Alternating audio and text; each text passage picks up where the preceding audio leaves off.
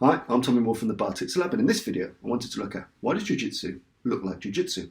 Now, Jiu-Jitsu being the unarmed arts of the warrior classes of Japan, and they make up part of what a samurai or a bushi would study when they're learning the arts of war, or where they're being in a warrior caste after periods where war doesn't really happen. Either way, these people are either always at war, or preparing for war, or being culturally and philosophically trained and shaped by it.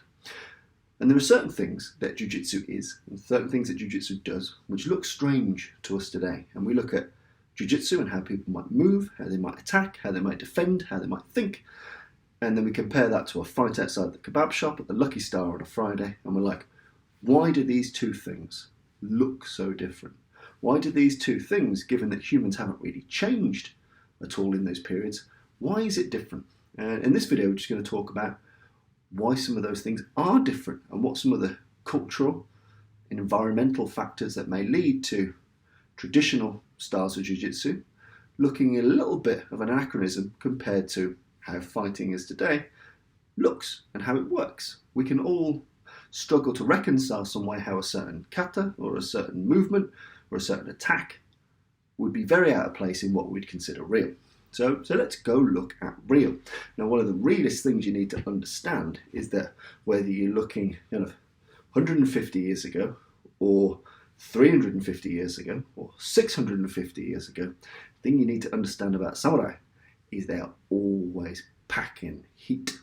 Always packing heat. Apart from some very few, very seldom exceptions, be it for very religious, or very political, or very much kind of safety around senior people reasons, they're packing as much heat as humanly possible. So we're going to break down some of the weapon definitions of a samurai. Now, obviously, you've got to understand that depending on the era, that dictates the weapons. So take some of these with a pinch of salt. Firstly, you've got the buki. Now, buki are weapons that are designed to be proper weapons, proper fighting weapons. Yari, your spears, your naginata, swords, your katana. This is a buki.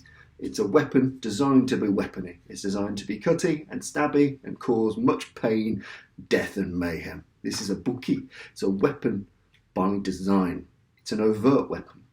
As a samurai, I'll be carrying this weapon. I'll be wearing this weapon. This weapon will be part of my identity. You could say the same about the wakizashi. In earlier periods, you could say the same about the naginata. You could even say the same about something like your tanto. Now, your tanto, there are other types of knife, but your tanto is still overt. You're still wearing it in an overt way, and it's designed to be a proper weapon. It's designed to do weapony stuff. So you've got your buki, your weapons by design, and you'll be packing that weapon very, very often when you're traveling, when you're out and about, when you're on official business. You'll be wearing one or more buki. If you go into war, you might have several buki. You might have your bow and arrow, your matchlock, you might have your spear, you might have your knife, you may have your sword. You've got all of the buki on you. But if you're just nipping up to the inn or the tavern, you may just have your tanto, or you may just have, your katana wakizashi. But either way, there's typically a level of buki, weapons by design. Then, and this is where it leads into the jiu-jitsu-y stuff, you've got kakushibuki, hidden weapons. So your kakushibuki are the stuff which you typically have on you for self-defense, self-protection purposes. And this is where we start to move a bit more jiu-jitsu-y. Now, there is much jiu-jitsu that is designed around the battlefield approaches. So if you imagine, I've got my spear, you've got your spear, we're running at each other, we find ourselves grappling in armour, blah, blah, blah. So there's that overt element of jiu-jitsu. But much of the jiu-jitsu that we see and appreciate and understand today is more from a period of time where armour is less and less frequent. It's less and less used. Okay?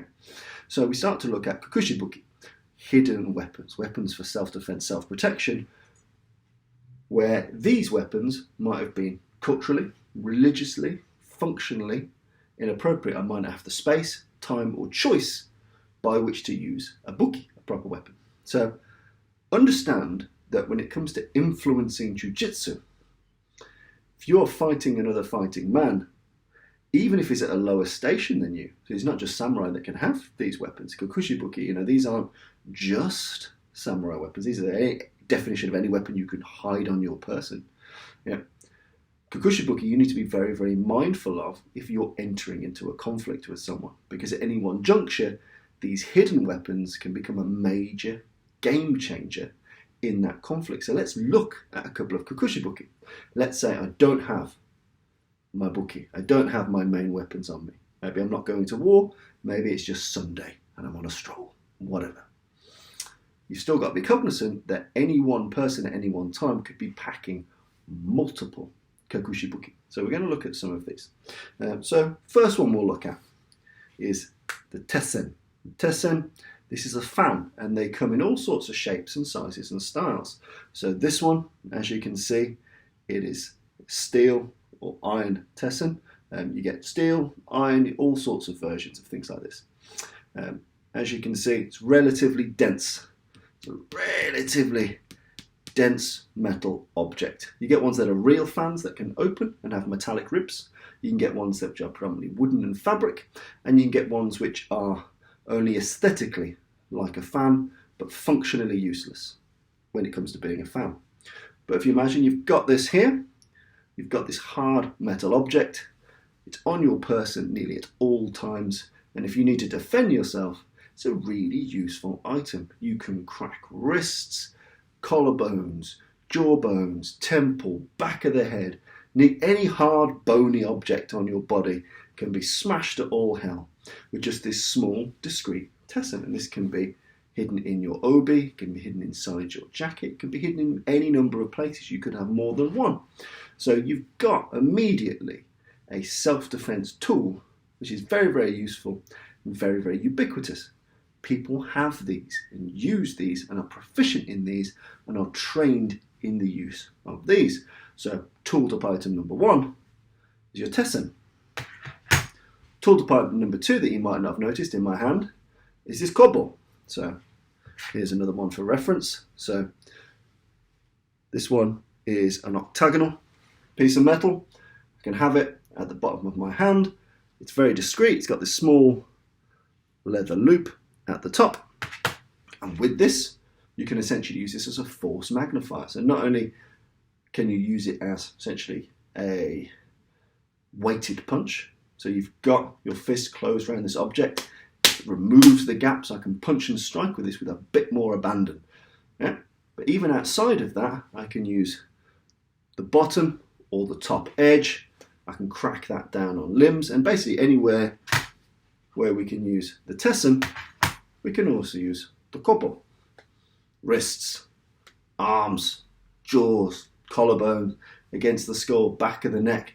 You can crash with these and use any number of unarmed style strikes and be very, very effective and have your force multiplied just by this particular weapon. So you've got the kobo. Another weapon that you might have is the manriki gosari. So here, chain, 2 weights. These come in all sorts of shapes, sizes, all sorts of things you can do with these. Now, an easy thing to do with them is hold the chain aspect and use it in a flail style format. So I've got 2 chunks of metal here. You can smash people to merry hell with these. So you can use both of these items in a flail style format. You can maintain a grip at one end and you can punch out with this. So this can be a tool which strikes out at an opponent. You may wrap depending on the length and the range you've got available and use this as a singular flailing item. Again, simple striking. You can use the chain for all sorts of takedowns, strangles, wrapping people up, all that kind of funny business. And then you can do similar levels of technique that you did with the kobo with the weighted elements of these. So again, I've got a piece of metal which I can now use to strike, hammer fist in. I've got this again as a force multiplier for my fist. So you can strike, you can hit, you can do all sorts of great stuff. So it's a very ubiquitous weapon. You can have this tucked into your obi, into your waistband. You can have it like I did, just around here. Just turning off my screensaver, bear with me. So you can have it here. It's a very subtle, very secretive weapon, but very, very quickly, you've now got something that's got a very serious business end to it. And my favourite configuration for this thus far is holding the chain and using both weights here. Wow! You can cause some serious, serious damage with your Mariki Kasari. You may also have on your person, again in your sleeve. Notice in the sleeve here, I had stuff that was in my obi. So I had my tessen in my obi. I had my kobo preloaded on my hand because it's very small. I have my Mariki Kusari under my jacket, like so. Very, very simple. In my sleeve, which typically hangs low and long, I've got a kaiken. So again, piece of iron, knuckle duster, essentially. Big fuck off iron knuckle duster. Spiky, relatively sharp. And again, you can use this for traditional style strikes. So you can use this as a traditional duster. You can rake down. So this bottom bit here is great for hammer fist style strikes. Horizontally, vertically, whatever you want to do, you've got great options with this. When this drags down, it cuts and it rips. Yeah, so you can do all sorts of great stuff with this. Or you can just have it on and deck someone really hard with it. Either way, it's a really, really, really useful tool. And finally, at the back of my obi, I had a jute. Now, jute, this one is octagonal. As you can see here, it's an iron bar. This is more of a policing tool, a policing kind of truncheon tool.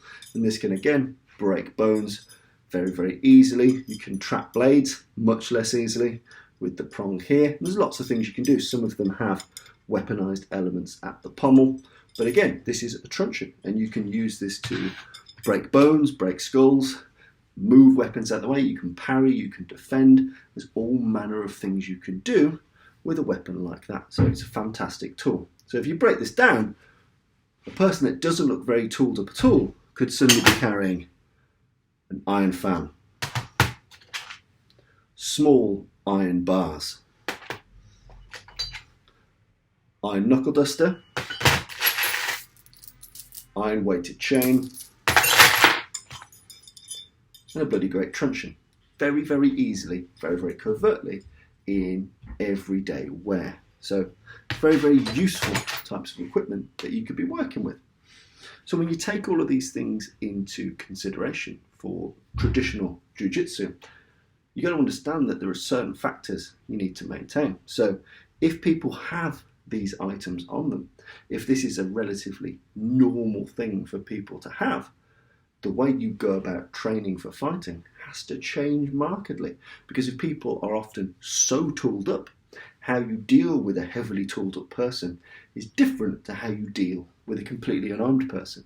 If you know someone is completely unarmed, you may deal with them very, very differently to a person that might be packing big fuck off truncheon and a knuckle duster. How you go about attacking and defending will change. So some of the things that make jiu-jitsu is the cognizance that people are armed or always armed, or making the assumption that they're always armed. And that then informs you as to how jiu-jitsu takes shape. So if you imagine, if you look at things like atemiwaza, you have to atemi like you mean it. If you're doing, say, shuto, if you're doing edge of hand strikes, if you're doing palm strikes, if you're doing elbow strikes, if you're doing knee strikes, taking someone's consciousness is a really great way to make sure you don't get smashed in the face with a knuckle duster.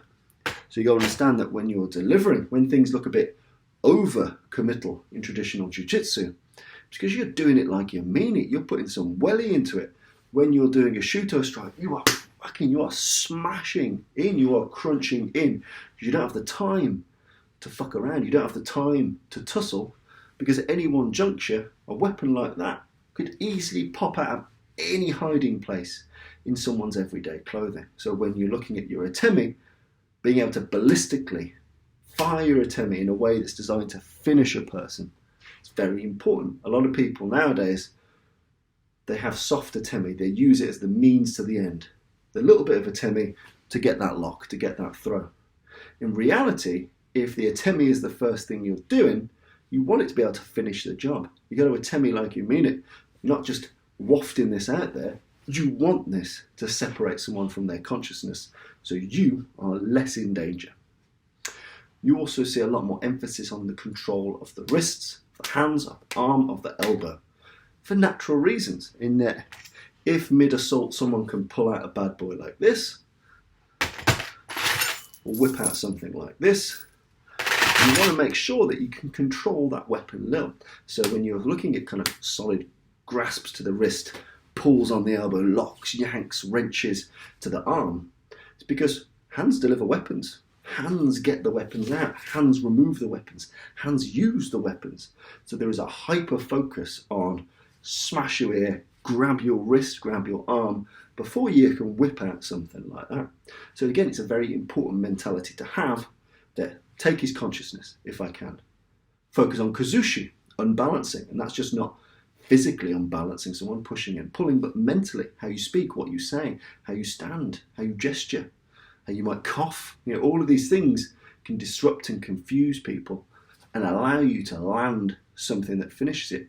And if you haven't managed to finish it, you're going to have to maintain control over a limb which is likely rummaging for a weapon, either his weapon or a weapon that I might overtly have on me.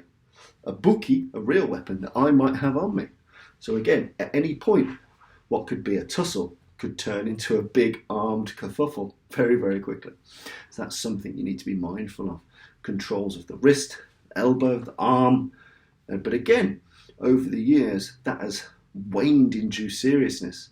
When people have taken jiu-jitsu and then tried to just straight apply it to the modern context, they're going for control of the wrists and arms when that might not be necessary now. But in the context of the time, control of the wrists and arms and the hands is very, very vital to you staying alive, because people are so tooled up. So again, another thing to think about, much greater emphasis on controlling the wrist, the hands, the arms, the elbows. This needs to be monitored, controlled, locked, wrenched, pulled, because it's going to be searching for weapons that are useful. Then you also got to think about things like takedowns. And you look at jiu-jitsu in comparison to judo. Now, when you've got judo, you know that neither party is armed, because you're engaging in a budo sport. It's fantastic. You're ragging each other around, and you're throwing, you're tripping, you're pulling, you're pushing, because you don't have to have in your mind, any one point some dickhead's going to pull out this. When you look at jiu-jitsu, you've got no such comfort. So often in lieu, you do get high impact takedowns in jiu-jitsu. You get many things that are in judo in jiu-jitsu, and that makes perfect sense. But if you're taking someone down and you want to control them on the floor, at any one point, going to the floor whilst they're on the floor, they can be pulling a tool.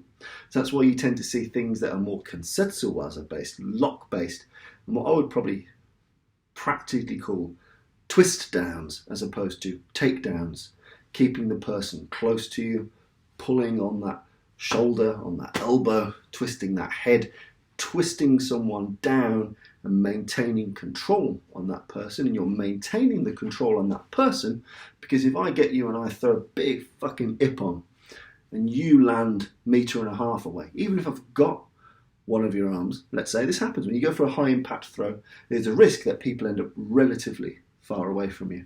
And that distance, that space, offers him the opportunity to whip out something. Whereas if you grab a dickhead by the back of his hair, twist his chin, jam him down, keep him close to you, you've got a lot more tactile control over where his arms might be going and what he might be doing. And you've got options there. So you see a lot more what I would name a twist down. It's not just, it's ballistic kensetsu waza. It's keeping people close, twisting, wrenching, pulling, but keeping them relatively close as opposed to projecting them away, with a big ippon. All of these things are really, really important. Being able to maintain control so that you don't give that space an opportunity. And then when it comes to the groundwork, you're seeing a lot more emphasis on pinning and then finishing, being able to control their body, being in control of their body posture, their body structure, how they're standing, how they're kneeling, how they're on their side, being in a position where you can maintain full body dominance on that person for the period of time necessary to check Fakukushibushi, to deliver a final strike, to pull out something of your own. So you might do a very good piece of atemi, hurt them pretty bad, twist them down, pin to the ground, then you might pull your own object and finish the job. You know, morality is not really an issue in that time and place, really. If you're looking at this, there's not a huge amount of legal woes that you need to be considering in this type of altercation. But the notion to pin and then finish, to pin, to be in a position of dominance, traditionally to be focused on being on top of a person where they're nullified, where they can't move, where they can't wiggle out the way, where they can't access weapons, being able to pin and then finish. And that could be finishing with a break, with a strangle, with a strike, with a drawing of your own weapon. That's a big priority area. So when you break down the notion that everyone you fight is lightly armed, and they're likely to be armed with a number of items, and therefore the jiu-jitsu that you're training in needs to mentally factor that in, you then see why there is a focus on fight-ending atemiwaza, things that mean business. You know, we're not tapping, we're not playing, we are doing as much as possible to be as ballistic as possible with that atemiwaza. Well, you should be. You look at the focus on arm, hand, wrist, shoulder control, because people at any juncture can be pulling a tool.